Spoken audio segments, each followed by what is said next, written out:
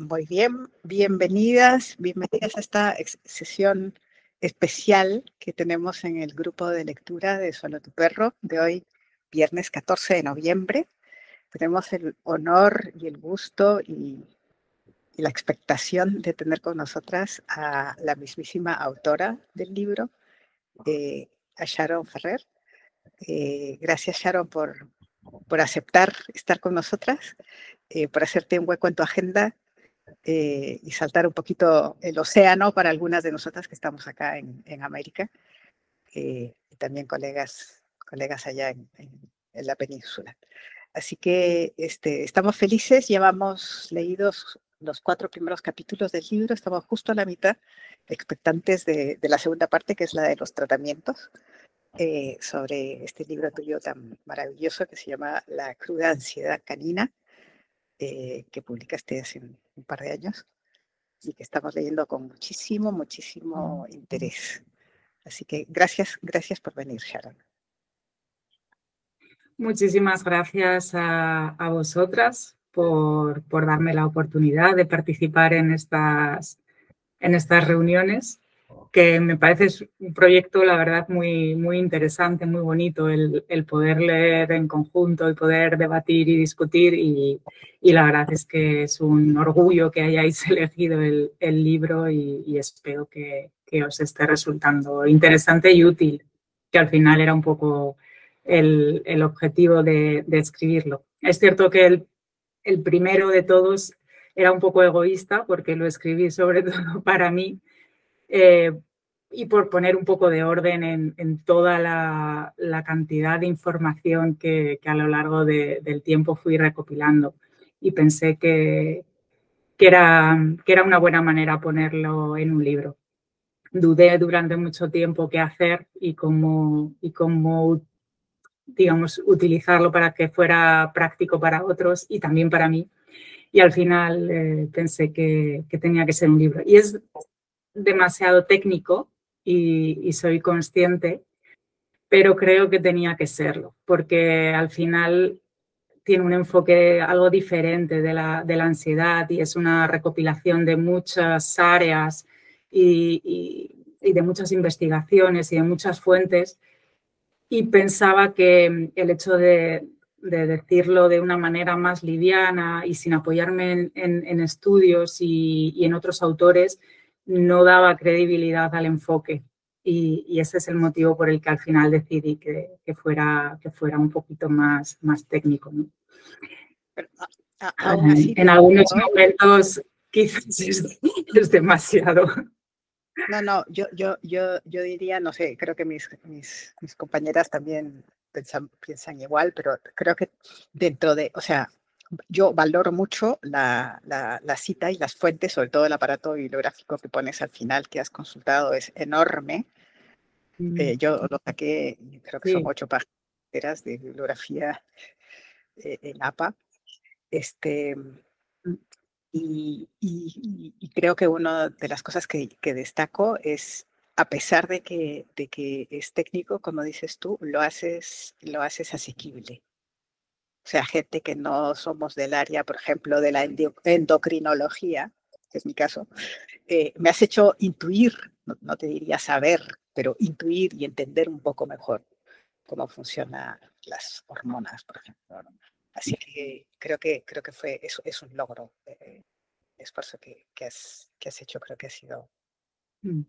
Claro, tampoco es mi área y por eso creía que era importante documentarlo y primero intentar entenderlo, y a veces no es sencillo porque en muchas ocasiones incluso el mismo tema o el mismo concepto se trata de maneras muy distintas. Entonces, la ansiedad en sí misma se trata desde enfoques muy diversos, ¿no? Y bueno, y eso es una dificultad también a la hora de cómo trasladarlo o de darle cobertura a todo el concepto en sí.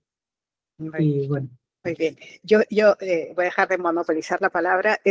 Si te parece, podemos trabajar así en esta horita que vamos a estar juntas. Si te quieres alargar, no hay problema. Yo voy abrimos la sala Hay algunas preguntas que están escritas de acuerdo a los capítulos. En esta oportunidad yo no voy a dirigir las preguntas, sino que siéntanse cómodas para tomar la palabra ustedes, lectoras, y sencillamente hacer su pregunta. Y quienes no han escrito preguntas, pero que seguramente tienen temas que están dando vueltas en su cabeza, también vale decir, me gustaría que nos hablaras un poquito más sobre tal cosa, o también pueden sencillamente expresar la emocionalidad o la percepción, la recepción que tienen de la lectura de este libro durante estas semanas juntas. Así que es muy variado lo que pueden aportar. Siéntanse cómodas. La más difícil es la que rompe el fuego. ¿Quién se anima? Yo, Vamos, Rosina. Si quieres, di brevemente desde dónde nos hablas y un poquito de tu en tu caso, de tu familia. Vale. Bueno, yo soy Rosina, estoy en Barcelona, convivo con 3 perros, de los cuales un par, bueno, el libro va perfecto. y de profesión soy psicóloga. Bueno, tengo un Shih Tzu de 12 años, un Shih Tzu de 3 años, rescatados los dos con situaciones de estos que no han sido vendidos y han estado encerrados durante un año de su vida. Y Arya no, Arya es una perra que es de Silvio, no sé si ha podido entrar, pero me la dio Silvia, que está también en el grupo. Entonces, a mí, bueno, el libro la verdad es que me está gustando mucho, sí que creo que es un poco técnico a veces por temas, la parte quizá que me está gustando más es toda la parte esta endocrina y toda esta parte me está gustando un poco, el sistema nervioso no, porque sí que tengo más conocimiento. Pero sí que me gustaría que una de las preguntas que puse es que desde el punto de vista psicológico, desde mi perspectiva humana, me doy cuenta que es como estar leyendo un libro de psicología humana, pero a veces me cuesta separar que estoy leyendo un libro de perros. Y me gustaría saber, desde tu punto de vista, que al final has escrito el libro y sí que has estado pensando, entiendo, en perros y pasando toda la información, y ¿cómo has podido, como entiendo que has leído un montón, cómo has podido ir también enfocando que no se te fuera hacia la parte humana y estar humanizando o intentar siempre ser objetiva en el sentido de que no, aunque hay tantos paralelismos, poderlos separar tanto? A mí me cuesta un poco cuando lo leo separarlo, porque me parece que es que estamos como solapándonos todo el rato, ¿no? Eso me gusta mucho que preguntes esto, porque cuando estuve investigando y recopilando toda la información, sí que a mí me surgió este tema también, decir, claro, es que al final muchos de los estudios no se pueden trasladar directamente y hay muchos conceptos que se han recuperado de la psicología humana y se han trasladado a la educación y a la psicología canina, ¿no? La educación canina, porque es psicología, o a la etología. Pero sí que lo que he intentado es que siempre que me refería a estudios basados en humanos exclusivamente, mencionarlo.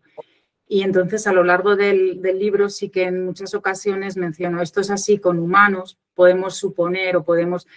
Yo no he querido, donde no había una evidencia totalmente absoluta, lo cual es muy difícil, no he querido tampoco darla. Por eso las citas y por eso la bibliografía. Lo que sí que es cierto es que en muchos de los estudios que se consultan y que se pueden consultar, se utilizan modelos animales y luego se trasladan a humanos. Y en temas del sistema nervioso y en temas de fisiología, sí que se toman y se están tomando incluso para profundizar y estudiar en enfermedades psiquiátricas, se están tomando modelos animales, en concreto del perro. Entonces, por la similitud que tenemos a nivel biológico y fisiológico en cuanto al funcionamiento, especialmente del sistema nervioso. sí que he intentado eso, no, en el libro no asumir que lo que sucede en humanos o se ha investigado en humanos se puede aplicar directamente. Y hay conceptos que se trasladan al perro. Por ejemplo, creo que el tema del apego es un concepto que se ha trasladado, no es que no lo traslado yo, sino que hace ya muchos años que se utilizan similitudes. Bueno, es una manera también de explicar muchas veces la conducta del perro y tampoco podemos decir si está totalmente comprobado o no.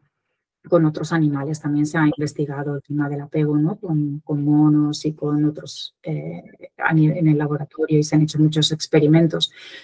Y como seres, como especie social, sí que es algo que se puede ver y también se ha experimentado, ¿no? Pero sí, estoy de acuerdo en que hay mucha similitud, pero yo creo que es que en la realidad existe esa similitud. Gracias. Gracias, Rosina. Gracias, Sharon.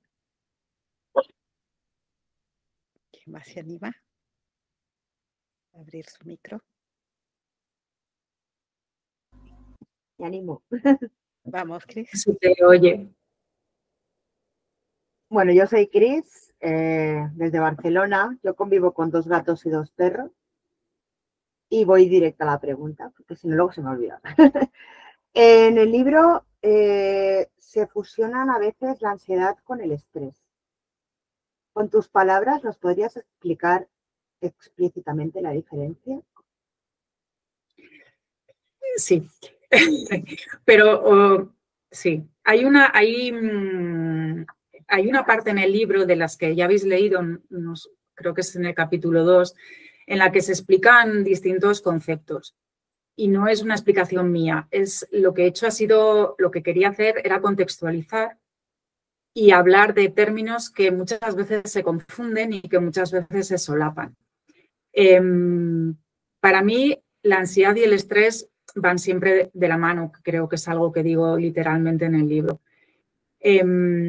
Y además creo que eso es incuestionable hoy en día. Durante mucho tiempo sí que se han hecho distinciones, pero para mí la ansiedad es la alarma, digamos, que pone en marcha la respuesta de estrés. Por eso creo que siempre van de la mano. Y luego dure lo que dure o sea de la intensidad que sea. Pero la ansiedad siempre está presente porque para mí es un disparador, es una alarma. Es lo que digo de manera, no me lo pides, que de manera sencilla, y que es lo que digo en el libro, que tampoco es un concepto mío, sino que creo que es así. Es un aviso, es una señal, como esa señal de alarma, que es un interruptor que pone en marcha otras respuestas que luego a través del cerebro se van a lanzar al cuerpo, ¿no? Como es en dos direcciones. Y al final es un tema sensorial y perceptivo, y es parte de la respuesta de supervivencia. Todos los estímulos del tipo que sean, tanto que proceden del exterior como del interior, y todos a la vez, que esa es lo curioso de un organismo y de un sistema complejo como es un perro o un humano. Al final es lo que está generando respuestas a través de esas percepciones.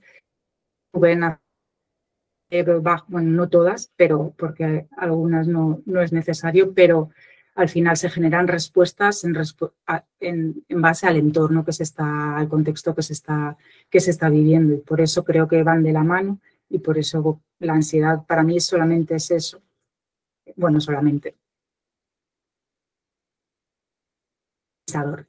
Por eso digo, no creo que tengamos que tratar de eliminar la ansiedad o tratarla como el síntoma, porque al final está ahí para indicarnos que algo no está bien, con lo cual tenemos que hacer, bueno, es un sistema súper inteligente y muy primitivo del cuerpo que creo que ayuda.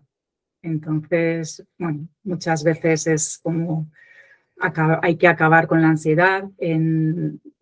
En humanos, otra vez vuelvo, Rosina ha sacado el tema y ahora lo tengo metido en la cabeza, pero es algo que habitualmente escuchamos, hay que acabar con la ansiedad, y yo no estoy de acuerdo con eso. Yo no creo que haya que acabar con la ansiedad, porque si está generándose esa alarma y ese aviso es por algo. Lo que hay que acabar es con lo que lo está produciendo, si es algo nocivo, si es algo perjudicial o que se está cronificando, y a la vez facilitar la recuperación, que muchas veces es el problema.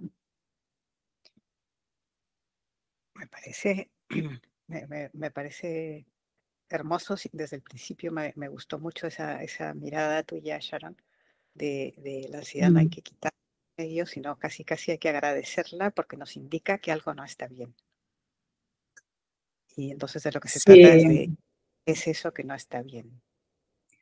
Y yo ahora creo que viene a la... Sí, perdona. Sí. No, por favor, Carmen.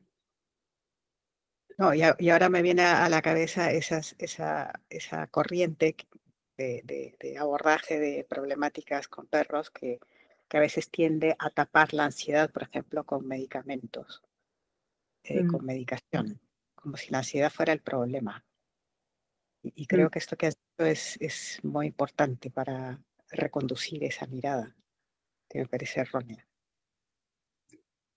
Justo, yo quería añadir algo parecido, y es que muchas veces también los problemas de comportamiento y de conducta en sí también se ven de esa manera, y en realidad no es el problema, ¿no? Es lo que estamos viendo, es la expresión, pero no es el problema. Y tendemos a focalizarnos mucho, que es normal y es natural, en lo que se ve, en lo que es el síntoma, pero en realidad podemos tener un problema mayor tapándolo.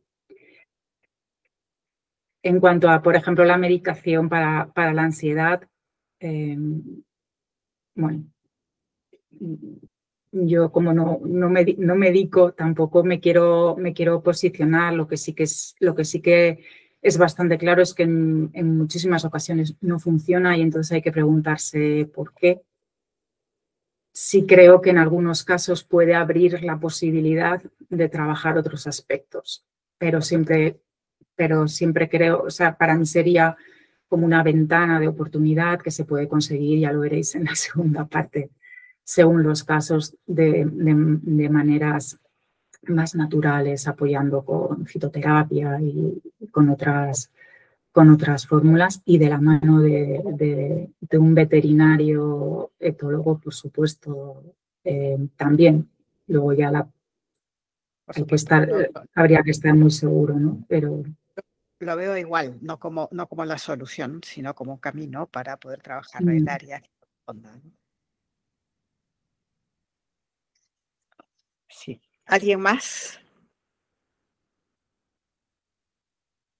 ¿Alguna otra? Yo. A ver, adelante, Silvia. Hola, yo soy Silvia, soy de Barcelona, convivo con una manada de 5 perros y soy fisioterapeuta. Wow.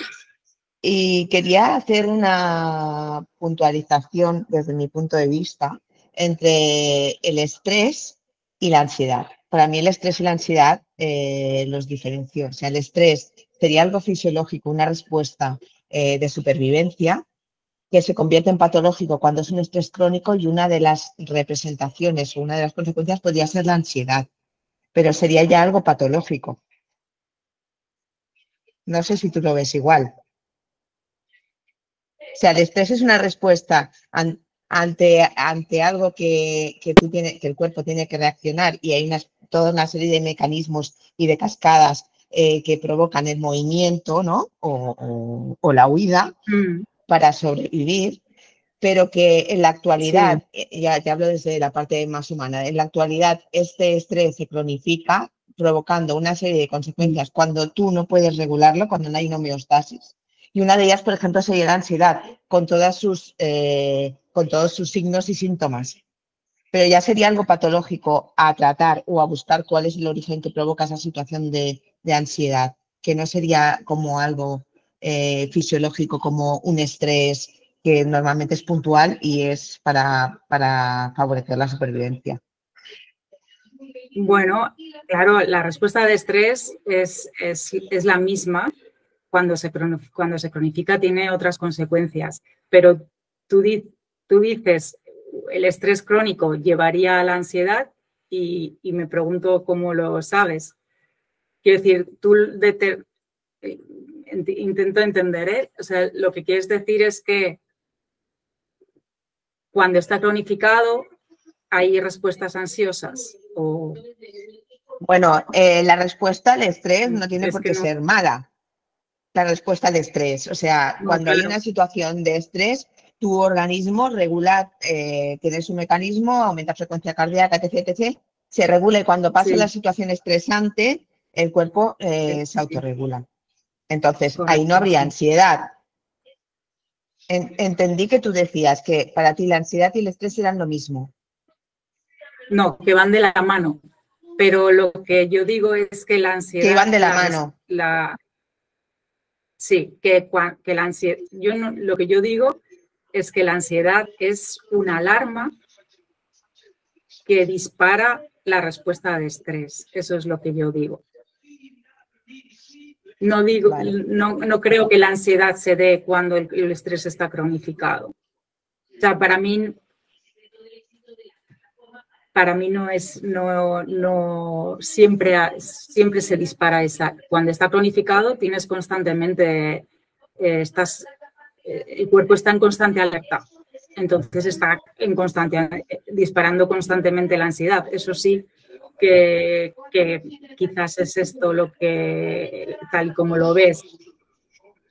Y por otro, claro, si tienes una situación permanente en la que constantemente puedo pensar en algo más fisiológico, como puede ser, por ejemplo, el dolor, siempre hay ansiedad, claro, porque está constantemente, el cuerpo está señalizando el peligro constantemente a nivel interno. Vale. ¿No? Quiero decir, claro, hay un estado ansioso, pero porque es permanente, porque es justo lo que dices, porque es crónico.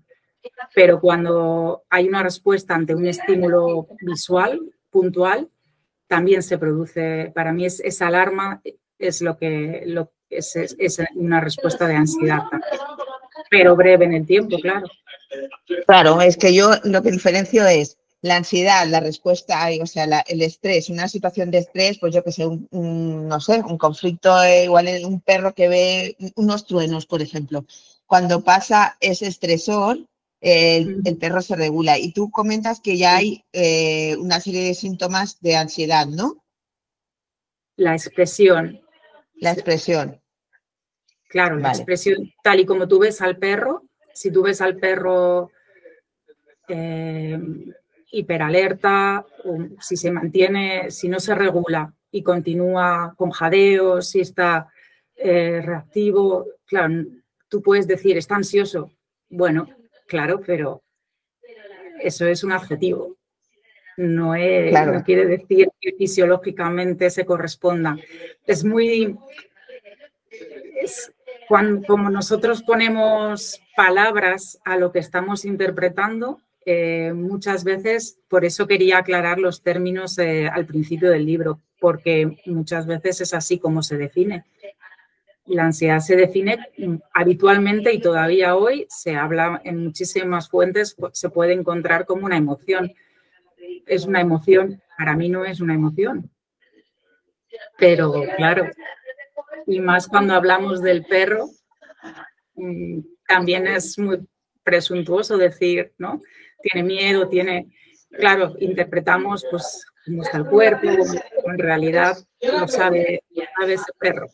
Pero para mí no es una emoción, y estamos en un estado... Oh, no,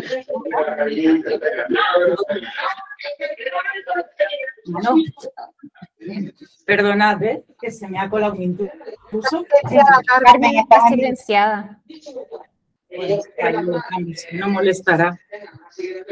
Hay una interferencia en alguno de los dos micrófonos, entonces quizá la que no esté hablando que apague el suyo, creo que es Silvia. Ya, perfecto. Listo. Cuando no estés hablando, Silvia, apágalo y cuando estés hablando lo enciendes. Muchas gracias.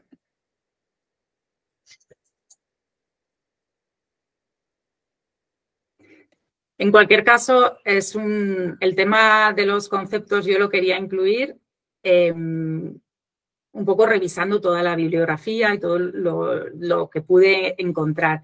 Por eso hay muchas partes en las que digo se define, pero yo doy mi opinión y no tiene por qué ser la válida. Me apoyo en otros autores a los que he leído y a mí me han convencido. Pero, por supuesto, no tengo que tener la razón. Pero a mí me ayuda a comprender lo que está pasando, al menos. Gracias, muchas gracias. Adri, ¿tenías ahí la mano levantada hace un ratito? Sí, bueno, primero felicitarte, me encanta. Yo particularmente disfruto mucho. Preséntate. Preséntate. Bueno, soy Adriana González, soy educadora canina, estoy en Chile. Y me dedico más que nada a lo que más me he especializado es agresión y reactividad y un poco el tema de miedos y fobias. Entonces a mí la parte fisiológica me encanta. Siempre trato de aprender cada día más porque creo que si no entendemos lo que pasa adentro, difícilmente podemos ayudar. Así que bueno, primero felicitarte. A mí la parte técnica me encantó, pero porque esa área me encanta. Y tengo una duda que, bueno, que un poquito algo se tocó ahorita con el tema de miedo, ansiedad, etcétera, ¿no? Que normalmente cuando uno estudia sobre todo el tema miedos y fobias, te clasifican un poco la ansiedad como este miedo anticipatorio, como esto de puede pasar y entonces me genera ansiedad, ¿no? Tomándolo en cuenta como una señal de alarma, como tú lo describes en el libro, de el estrés y de otras cosas, ¿cómo ves la parte anticipatoria de sabiendo que el perro, lo poco que se sabe, el tema de memoria, de pensar como nosotros de va a pasar esto, igual se condicionan también, igual hay ciertas situaciones que los hacen, que las aprenden y la siguiente situación actúan diferente porque lo tienen allí como aprendizaje por la experiencia que vivieron. No sé ni cómo formular la pregunta, pero va por ahí. Es como, si tengo el miedo es en la situación y si la ansiedad, entonces se podría relacionar con esto anticipatorio de lo que va a pasar. Gracias. Claro, es que yo sí creo que es algo anticipatorio, pero porque sucede antes de que haya una respuesta, sea consciente o no lo sea. Pero en el caso que se comenta, yo creo que lo que hay es una asociación pero no hay la ansiedad cuando se dice que es anticipatoria es muy humano, porque tú sí que estás anticipando, porque tú puedes pensarlo y te puedes imaginar. En los perros yo no creo que haya, por ejemplo, en la ansiedad por separación, ¿no? Por ejemplo, una situación en la que el perro anticipa que se va a quedar solo. Yo creo que lo hace ahí, no está pensando en que se va a quedar solo por la mañana. Ahora se levantarán y se irán y ya me empiezo a poner nervioso. Hace asociaciones con situaciones que le son cotidianas y que conoce. Y eso es a lo que responde, pero no por el pensamiento de que ahora me voy a quedar solo, sino porque cada vez que oye las llaves lo ha asociado con una sensación que tiene, pero no por lo que va a suceder después. No sé si... Cuando, por ejemplo... por compararlo, nosotros sí podemos anticipar. Tú vas a salir de viaje mañana y puedes ponerte tan ansiosa, nerviosa, ¿no? Con esa sensación y disparar esa ansiedad antes de salir de viaje, porque ya lo sabes. Y eso es, luego es como lo lleve, luego esas sensaciones que tu cuerpo te está produciendo, cómo tú las gestionas y si eres consciente de que es por ese motivo o no, que eso pasa también muchas veces, ¿no? Pero en el perro yo no creo que ellos tengan su cerebro anticipe de esa manera. Lo que anticipa es por asociaciones que ha hecho en esa misma situación. Ya, perfecto, sí, más o menos así lo veía yo también, pero quería tu opinión. Gracias. Gracias, Adri. Gracias, Sara. ¿Sole? Vaya, no sé si se me va a ir cortando porque voy manejando. Perdón la irresponsabilidad. Bueno, yo soy Sole, estoy también en Chile y me parece súper interesante lo que estaban hablando justo en este momento por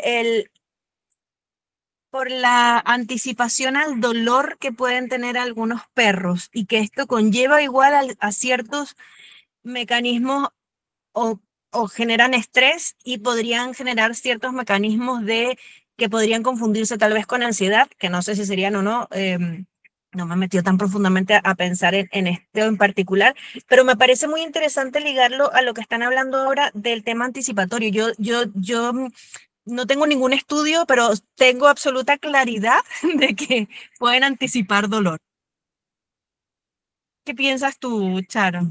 Cuéntale tu circunstancia y de dónde viene tu... Bueno, Filomena, tengo una perrita que está paralítica, obviamente con dolor crónico, y hay situaciones en las que ella prevé, o sea, si ella ve venir un adolescente histérico o atacado a la vida, o siendo adolescente normal, dice, pues no, acá no, porque me puede doler. Y, o sea, por lo menos es la interpretación que yo hago. Y también ciertas cosas que pasan cuando está con crisis de dolor, que la veo, que anticipa que podría dolerle más. Eso. Claro, pero es una anticipación si, por ejemplo, ha tenido experiencias en las que un perro ha sido invasivo y le ha producido dolor. Cuando ve ese perro reacciona, pero es claro, es una asociación y hay cierta anticipación porque siempre la hay, siempre la va a haber, pero no está. Cuando nos referíamos a anticipación, yo quiero pensar que tu perra, o sea, en este ejemplo, que sería que ella ya por la mañana está pensando, anda, que como me encuentre en el paseo un perro que me va a hacer daño, esa anticipación no existe, me refiero. Existe. Pero entonces lo atribuiríamos solamente a una cantidad de tiempo de anticipatoria, por ejemplo. O sea, si veo el estímulo, puedo prever que me va a pasar algo, quedarme solo, doler, claro, etcétera, y no... Ok, perfecto, entiendo. Yo diría que técnicamente siempre hay una anticipación, porque aunque sea de milisegundos, siempre la hay. Eso es así. Lo que yo me refiero, o yo interpreto que no la hay con un rato antes, ¿no? Si tiene que haber un estímulo, un disparador, una sensación, una percepción cualquiera, pues tú puedes, en este caso dices visual, pero en el caso del trauma, por ejemplo, se habla también de otras situaciones, incluso se habla de que el tejido puede estar, a nivel fisiológico, corporal, puede estar sensibilizado y es como permanente y eso sería como algo crónico de un trauma pasado porque se ha quedado como, no necesitas revivir ese estímulo concreto. El perro se parece que por ejemplo, a través de la fascia podría tener ese estrés acumulado constante y crónico en el cuerpo por un trauma pasado vivido, ¿no? Bueno, hay mucha información ahora sobre eso y se está investigando muchísimo. pero... Sí, o sea, bueno, me imagino olfateo y todo. De hecho, estoy haciendo mioterapia, Sharon. Estoy estudiando y fui a hacer las prácticas hace poco. Y cuando vi toda tu biografía dije, no puede ser, la amo. Con Galen estás. Sí, con Galen, estoy con Galen. Estoy ya haciendo los casos de estudio. Sí. Vale, perdone, estás con las prácticas ya. Sí, ya estoy con las prácticas. Wow, o sea que ya llevas tiempo entonces. Sí, así que ya va a haber en Chile opción para medioterapia también. Bueno, qué bien. Bueno, es una técnica impresionante. Muy bueno. Muchas gracias, Sara. Gracias, Ale. Nada. Le doy la palabra primero a Rosina y luego a Caro. Bueno, de hecho era sobre el tema de la anticipación que hablábamos. Yo como también tengo un perro con dolor crónico, la sensación que decía Sole de que como ya no quiere que le toquen porque sabe que le va a doler, ya muestra señales como, bueno, en este caso son señales de miedo, porque el miedo al final de reaccionar es la cadena, ¿no? Por lo tanto, si lo acorralas, al final va a haber una... Entonces, sí que es verdad que tengo esa sensación a veces de anticipación, porque yo creo que ya en su cabeza ya hace toda la cadena. Es si alguien se va hacia mí, yo tengo miedo porque igual me toca, me va a doler, o sea, es como muy inconsciente, pero sí que es la sensación de que ya ves que hay conductas que si las alargas producen ya la ansiedad porque él no sabe si realmente le vas a tocar o no le vas a tocar, pero ya le provoca esta sensación. Entonces, entre comillas, para mí eso sí que es como una anticipación. Él se está anticipando algo que aún no sabe si va a pasar, pero como su experiencia es que sí pasa, ¿no? Sería un poco eso, claro. Entiendo. Sí, claro, pero al final, claro, al final se tiene que anticipar porque es una respuesta de supervivencia, claro. ¿No? Claro. Porque, por si acaso, porque al final es así como funciona. Lo que en base a las experiencias es como va construyendo esas asociaciones, ¿no? Entonces, podría, claro, si constantemente aprende y asocia a que no va a pasar nada y no le van a tocar, pero claro, eso es también cómo funciona el aprendizaje en los perros. Solamente que una vez sí le tocases, probablemente rompería con todo lo aprendido. ¿No? Pero claro, él sí, sobre todo con el dolor, supongo que también es mucho más, su cuerpo reacciona sin pensar, mucho más, es una respuesta inconsciente, no llega a valorar porque no puede arriesgarse a sentir el dolor. Pero creo que esa parte es totalmente inconsciente, es un reflejo, pero sí que es una respuesta de estrés, sí. Y es anticipatoria por lo que digo, porque claro, siempre hay una siempre la hay, la anticipación. Porque siempre hay un estímulo, aunque no lo veamos.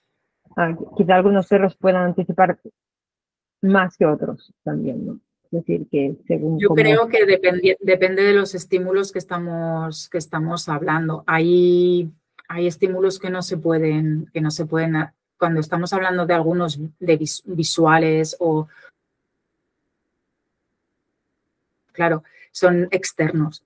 A mí los que me fascinan son los internos y que son mucho más inconscientes y más fisiológicos y esos no se pueden anticipar conscientemente. Y a veces ayuda a entender ¿no? el flujo a través del sistema nervioso y a través bueno, no solo nervioso, pero ese es la vía más rápida. Gracias. Nada. Claro. Y luego hay algo que también me gustaría añadir, que claro, cuando planteáis las situaciones, y esto nos pasa a todos, te fijas en algo puntual, ¿no? Si te acercas y porque tiene dolor o si ve a un perro, pero lo fascinante del tema es que todo está pasando a la vez. Entonces, lo que me parece a mí muy interesante es esa multicausalidad de la ansiedad, porque a veces queremos como dividir, como separar, ¿no? Es porque el perro le estresan otros perros o personas o tormentas o un montón de estímulos, pero en realidad hay muchísimos otros que están sucediendo a la vez, que es lo que le tiene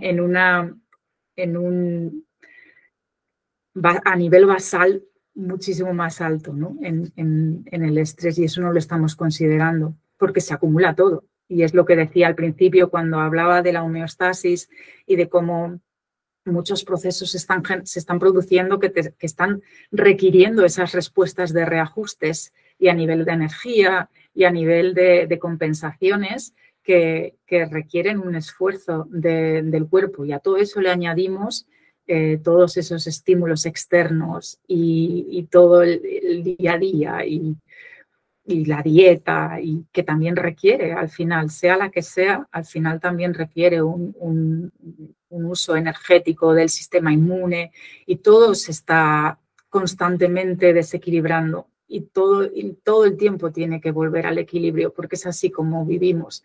Entonces hay tantísima carga que por eso muchas veces tampoco podemos reducirlo a simplemente lo que interpretamos o lo que vemos, porque hay mucho más. Y por eso también creo que en la segunda parte del libro es justo dar muchas opciones a todas esas posibles causas, porque de alguna manera siempre se pueden hacer ajustes y siempre se puede intervenir, al menos para quitar parte de esa carga, ¿no? Es que a veces es como un vaso que vas llenando, pero si puedes ir quitándole, puedes ir.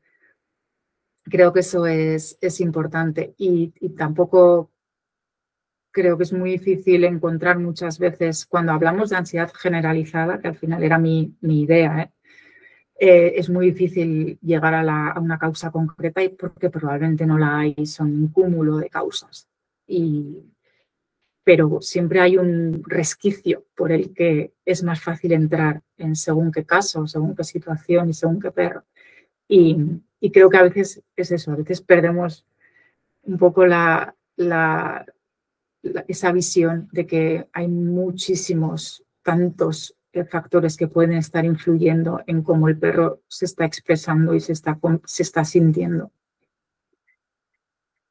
A mí me ha servido mucho también a nivel personal el hacer esta investigación y esta recopilación de información. Me ha ayudado a mí, a los perros con los que convivo, con los que trato, pero a mí también. Y muchas veces soy muy consciente de eso y pienso, ostras, claro, es que el perro, ahora de repente, porque a mí me pasa pues como a todos, ¿no? Que en el día a día hay mucho, y ayudarte a pensar, ostras, es que hoy he dormido poco, o es que hoy he comido algo que no debía, y ya te estás poniendo ya, estás saliendo de ese equilibrio, o he hecho más ejercicio del que me correspondía por el día que he llevado, ¿no? Y de repente, y todo lo percibes de otra manera. Y eso es muy interesante también, el ponerte también de espejo, ¿no? Que decíamos, no es lo mismo, pero muchas veces ayuda al decir, ostras, es que cualquier cosa que me dicen, de repente salto, ¿y por qué?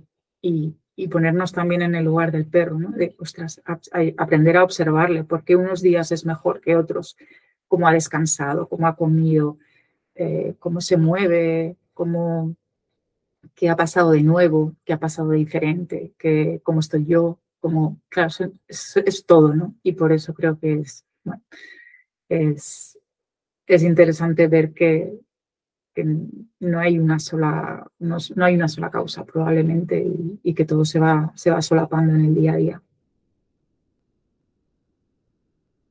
Gracias. Caro, estabas allí con la mano levantada hace un ratito. Sí, quizás ya está también un poco anunciada la pregunta. Soy Caro, soy de Chile.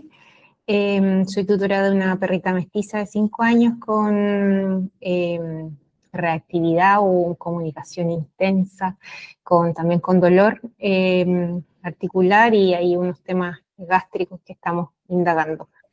Desde tu experiencia y también pensando como en estas causales de la ansiedad, ¿cuál es el alcance que tiene ahí este contagio como emocional que uno está teniendo también con su perro? ¿Qué has podido indagar de eso y cómo quizás se puede afrontar? Por ahí ya en tu relato he escuchado un poco también. Porque lo que te refieres es si tu estado emocional está añadiéndole más carga o al revés. Ambos, como bilateral en el fondo. Sí. Bueno, hay mucha investigación y mucho estudio sobre eso también, ¿no? Sobre cómo nos corregulamos entre nosotros y con los perros también hay cierta corregulación. Y veréis también que hablo de eso en la segunda parte, de cómo hay muchas formas en las que tú puedes contribuir con calma y con serenidad, y pues es a través del contacto, a través de cómo te mueves, de cómo hablas. Cómo afecta también es bastante claro cuando tu estado emocional no es el más estable, digamos. El perro lo va a sentir, claro.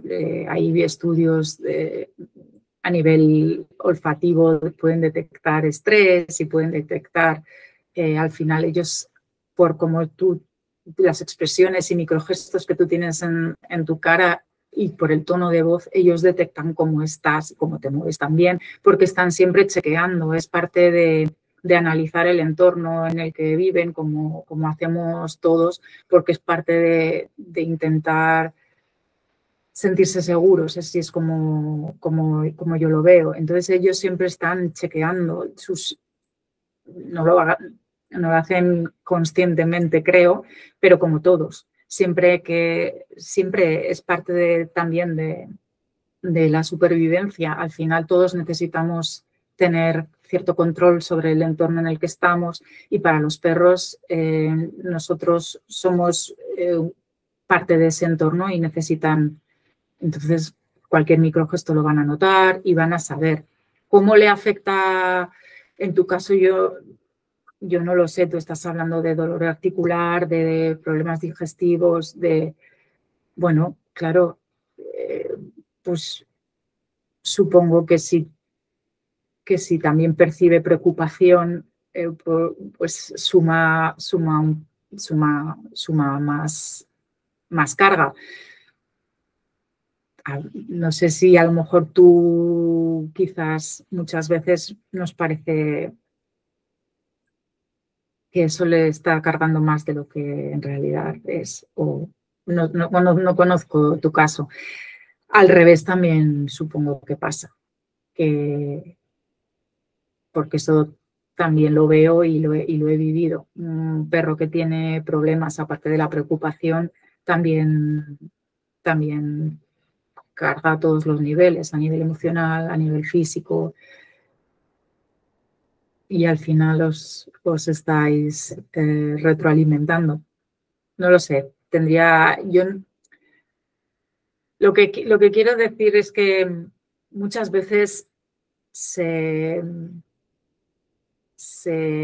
culpa, digamos, a la persona por el estado emocional del perro, y yo no estoy de acuerdo con eso. Sí que estoy totalmente de acuerdo en que hay situaciones negligentes y que hay casos en los que, por supuesto, está afectando, pero muchas veces creo que nosotros mismos nos cargamos más de lo que en realidad al perro le supone.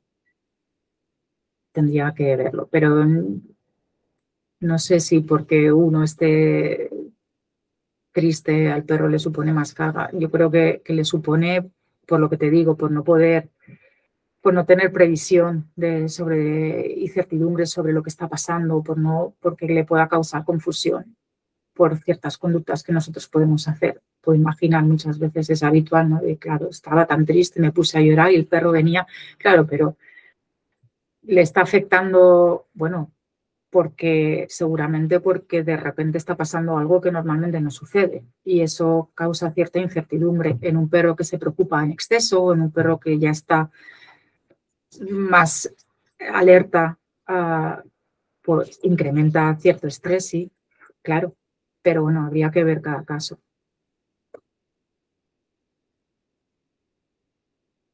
Sí, Nat. No sé si contestaba a lo que, porque claro, sin tener más contexto de vuestra situación, no me quiero tampoco. No, pero me dio muchos lineamientos y fue una buena respuesta. Gracias. Venga. Hola Sharon, yo soy Natalia de Barcelona y sí, voy a ver que te suena mi cara. Y bueno, mi pregunta va a ser muy trivial, me está gustando mucho el libro porque creo que el enfoque así más biológico y entender realmente los procesos, porque todo nos suena, pero no lo aterrizas bien y tú lo explicas muy en detalle, ¿no? Que a veces te abrumas, pero está bien porque aterrizas conceptos. Entonces, quería saber tu postura respecto a permitir conductas naturales como el carroñeo y el basureo, porque le das mucha importancia a la dieta, a la salud intestinal, a la microbiota. Entonces, para mí es un conflicto interno, ¿no? Y quería saber un poco cuál es tu postura en un perro que presente ansiedad, ¿eh? Entiendo yo que si es un perro que no tenga problemas, pues no hay tanta afectación, ¿no? Pero, ¿qué peso le das a eso? A un perro que basuree cosas que no son saludables para él en la calle. Claro,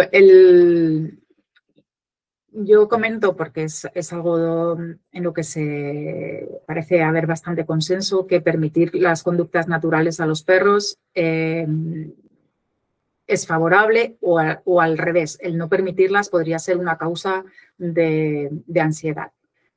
Y de que tuviera problemas, ¿no? Claro, ese basureo que muchas veces se comenta como es que es natural, pues normal, estoy con el normal, es habitual. Bueno, habría que ver cada caso. Si realmente, también lo comentamos, cuando la línea a veces es muy fina y es muy difícil de valorar y yo creo que se tiene que hacer a nivel individual, porque que exista la conducta de basureo y que haya cierta predisposición y cierta, bueno, pues sí, es parte de la naturaleza. Cuando es algo que se convierte, que puede llegar a ser una conducta de desplazamiento o justamente puede estar intentando calmar ese estrés que ya puede tener a través de esa conducta que, claro, le resulta más natural. No va a hacer una que es propia de un gato o de un ratón, ¿no? Porque depende de la tendencia que cada perro tiene, pero sabemos que va a realizar una conducta que sea más afín o más de esas naturales.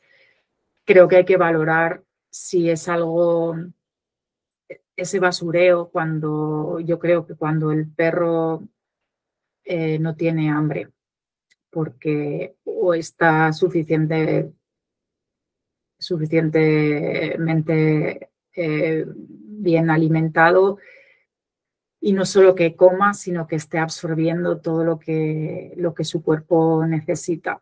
Si es un perro que ya tiene ansiedad, eso no es tan fácil porque lo que parece equilibrado o que parece que está absorbiendo puede que no sea así. Después, en las conductas de estrés, claro, puede estar buscando esa recompensa a través del basureo que va a pareja, ¿no? En esa adrenalina, dopamina, todo eso, puede que a nivel bioquímico y a nivel cerebral haya cierta desregularización. Habría que ver por dónde viene. Porque al final, si es un tema de búsqueda de recompensa, o sea, hay un tema de dopamina, cada vez va a necesitar más y al final sería como si estuviera con una pelota, quizás lo veríamos más claro. Es ver un poco cuando utiliza esas conductas, si es siempre, en todo momento, si yo valoraría primero por qué lo está haciendo. Y primero es eso, si es algo puntual, normal, y a qué se debe. Con respecto a la nutrición, dependería, que es que preguntabas, para mí dependería otra vez de cada caso y de cada perro. Porque si es un perro que tiene problemas digestivos, el hecho de que esté comiendo cualquier cosa solo va a complicar más la situación, porque no lo consigues mantener estable. Y para mí, a nivel, si tiene problemas, mantenerlo estable a ese nivel es fundamental, porque si no, estás generando una situación de inflamación permanente, crónica, cuando hay problemas de diarreas, de vómitos a nivel digestivo. Para mí ese sería uno de los primeros puntos que yo trataría. Entonces, el hecho de que basuree y que esté añadiendo más estrés a ese sistema digestivo, para mí sería un problema. Pero yo en ese caso, claro, haría lo posible por evitarlo o por intentar trabajar la causa. Pero sí, sí, yo de hecho incluso no me gusta trabajar con premios y con refuerzos, y muchas veces no solo, pero uno de los motivos también es ese. Si estás por un lado estás constantemente dando comida, si lo estás haciendo porque es en una situación en la que hay un estrés crónico, estás manteniendo a ese perro constantemente en proceso de digestión. Para mí solo por eso ya es un problema, pero además según lo que le estés dando le estás añadiendo mucha carga. Y si además come cualquier cosa, hay más carga todavía para ese sistema inmune, para mucho lío. No, a mí no me gustaría. Aparte, y vuelvo otra vez al tema que comentaba con Carolina, cuando tienes un perro con problemas digestivos, también te afecta a ti muy directamente, porque ya no solo es la preocupación, sino que si tienes que sacarlo en mitad de la noche, si no descansas, es duro. Entonces, al final se convierte en un problema mucho más grande. Y de eso no se suele hablar, pero es complicado. Gracias. Sí, sí. Importante lo que estás diciendo, Sharon. Gracias por esa pregunta, Ana. Estamos casi llegando a nuestra hora. Si alguien tiene todavía una preguntita por ahí en el tintero que no quiera cerrar sin decir, hable ahora o calle para siempre. Y si no, siempre nos quedará la segunda sesión contigo, Sharon. Nero. Cris, aquí tenemos a Cris. Claro que sí. A ver, una pregunta más o menos sencilla, pero para que quedara claro aquí constancia del libro. Cuando te refieres a cruda ansiedad, ¿te refieres a la ansiedad que se produce cuando ocurren cambios homeostásicos? Sí, bueno, sí, me refiero con cruda me refiero fundamentalmente a la respuesta más interna y más fisiológica, la que no vemos, sí. Sacando sí. Quitando la psicológica.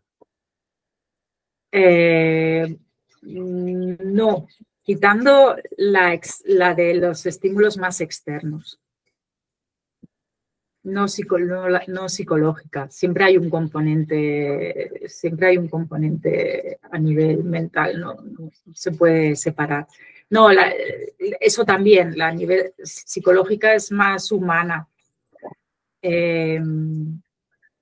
Sí, lo que comentábamos antes de la anticipación y de la rumiación y demás, en los perros yo creo que simplemente no existe esa ansiedad psicológica. Por un lado sí, pero sobre todo lo que más cruda para mí es más interna, es más fisiológica. Eso es a lo que me refiero. A que al final en los humanos podríamos debatirlo también, quizás no en esta sesión que no corresponde, pero yo cada vez estoy más convencida de que esa rumiación y esa anticipación también tiene antecedentes fisiológicos previos que hacen que el cerebro funcione de determinada manera. Pero Rosina quizás puede comentarlo más desde su área de conocimiento. Pero yo sí que tengo esa impresión. Pero lo que me refería con cruda es más a esa falta de equilibrio que se produce todo el tiempo dentro del cuerpo.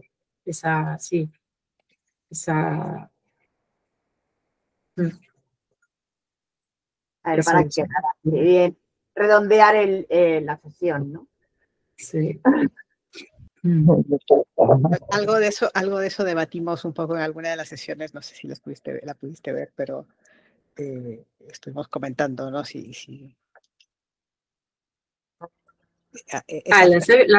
frase tuya.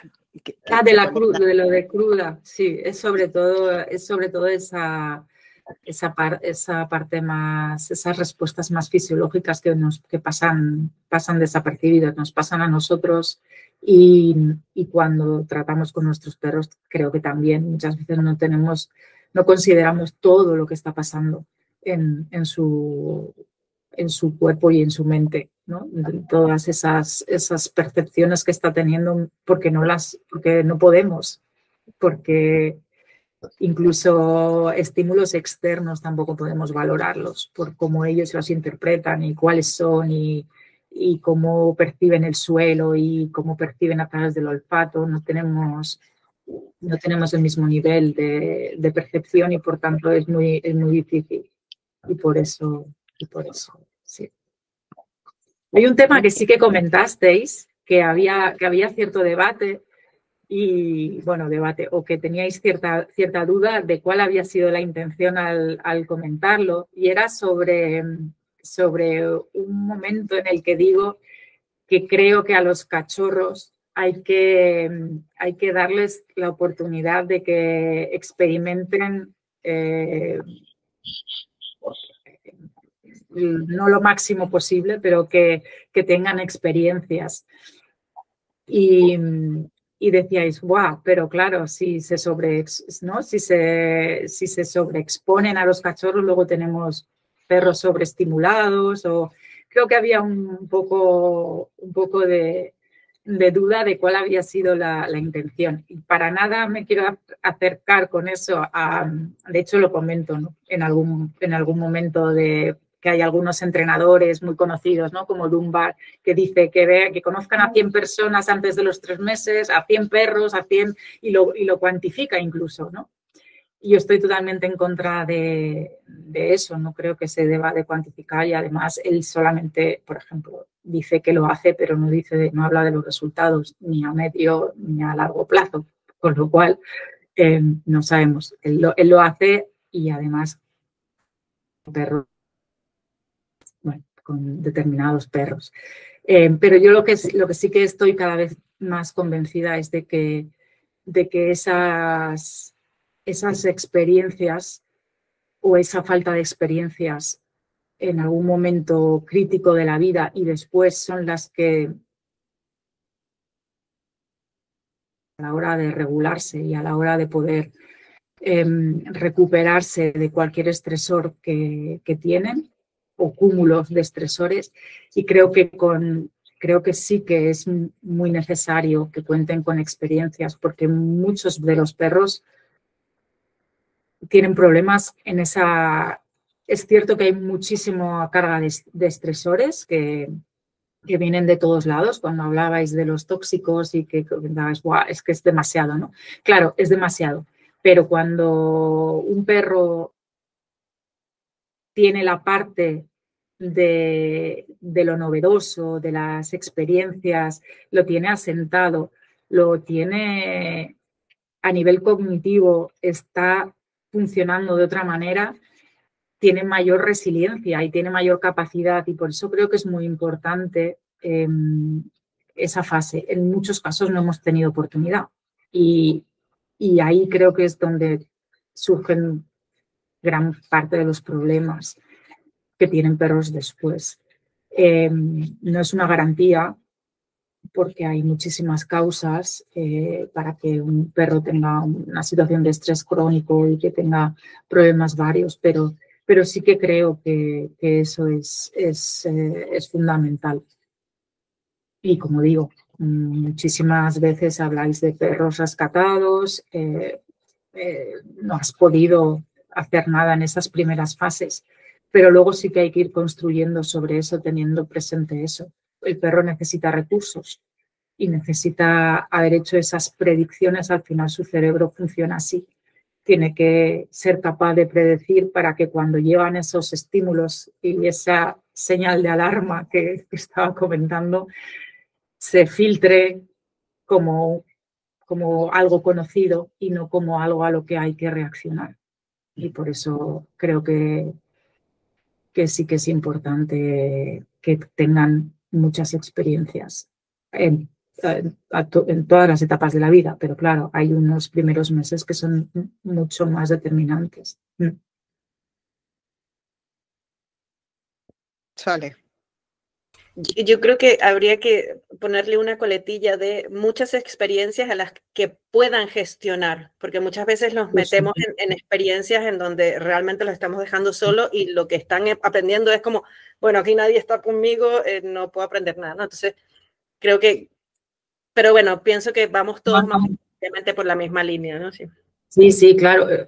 Por supuesto que no, para nada es por eso decía lo que no comparto para nada lo de 100 perros, para nada, y tampoco de manera general, sino que siempre viendo al perro que tienes delante. Pero que lo que quería decir es que sí que creo que el hecho de que no cuenten con esas experiencias es parte del problema que encontramos después, de que reaccionan porque no pueden predecir de manera rápida. Al final es así como funciona esa respuesta, ¿no? Bueno, es que pienso mucho en esto últimamente, estoy pensando y lo estoy viviendo también y bueno, y lo tengo bastante presente. Sí. Gracias por esta última aclaración también. El tipo de experiencias. Quizá no el número, sino el tipo, la importancia de un tipo de experiencia. Sí, claro. Positiva. Por supuesto, sí. Muchísimas gracias, Sharon, por haberte dado el tiempo de estar acá. Gracias a todas por estar acá también a las que no hablamos mucho. Sé que estábamos compartiendo desde adentro y con nuestra cabeza dando vueltas. Empezamos ahora ya la lectura de la segunda parte de tu libro. Vamos a hincarle el diente a posibles tratamientos, enfoques y abordajes para la ansiedad de nuestros perros. Y te esperamos al final de la lectura para que cerremos contigo también. Es una parte más amable, a mí me gusta más.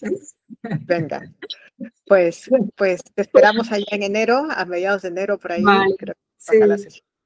Y os voy a hacer llegar una parte adicional de uno de los capítulos.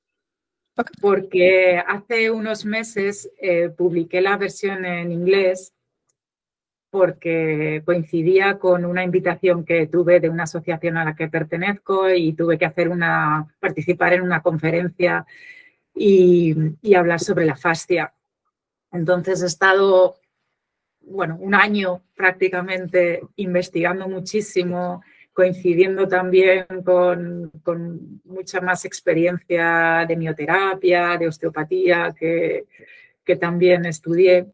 Y ha sido súper interesante. Y entonces, revisando el punto que tenía en el libro sobre la fascia, pensé que era bueno complementarlo. Y entonces, bueno, lo amplié en esa versión en inglés y os la pasaré, para que la traduciré y os la pasaré con un poco más de información porque creo que es muy chulo, es impresionante. El tema de la fascia es brutal y bueno, me tiene fascinada. Siempre que puedo hago la broma, ¿sabes?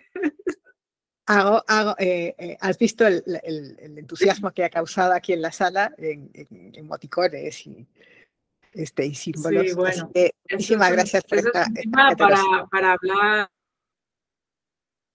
solo sobre... Es impresionante, te vuela la cabeza. Todo lo que se sabe ya, se está investigando y todo lo que vendrá. Es una pasada, es muy chulo. Y cómo se puede aplicar a nivel físico, a nivel conductual, bueno, al final todo está relacionado, no se puede separar, pero es muy interesante. Bueno, os lo pasaré porque creo que es mejor así, que está mejor en esa versión. Muchísimas gracias. Vamos a cerrar ahora la grabación y luego no se vayan que nos tomamos una foto. Cortamos grabación acá.